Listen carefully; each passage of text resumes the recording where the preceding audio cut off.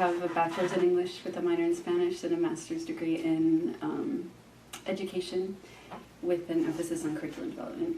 Mm-hmm. And I've been a teacher for over 12 or 13 years. Now that I'm at ATSC, I'm sort of developing my understanding of working with children with autism, which I didn't have a lot of background in that before I got here.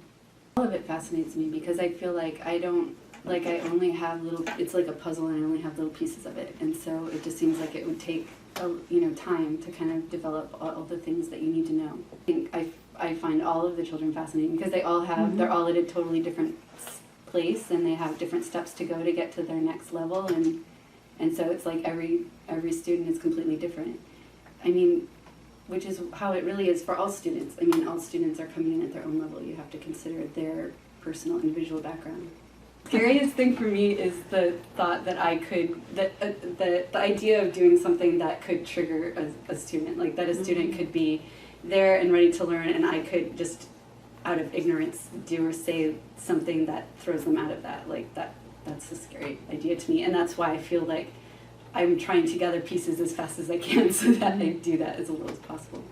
I interviewed you and you said to me, how long do you think it's going to take me to learn everything? Oh my goodness. Yeah, I would never... What should I answer? You can't answer that question because you're never finished. Like, you just get to a higher level. I mean, we see even you and Gary, like, you have a level where you've been doing with this for a number of years and you've experienced a lot of students and families and everything, but I'm sure that you're still getting information all the time.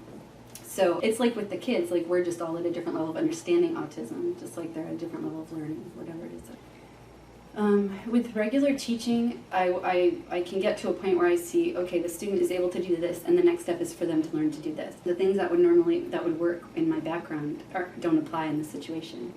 It's different, especially because you're looking at the perspective of a student and knowing that they're not looking at it as a step A to B, and it's not necessarily like a progression like we would look at it typically.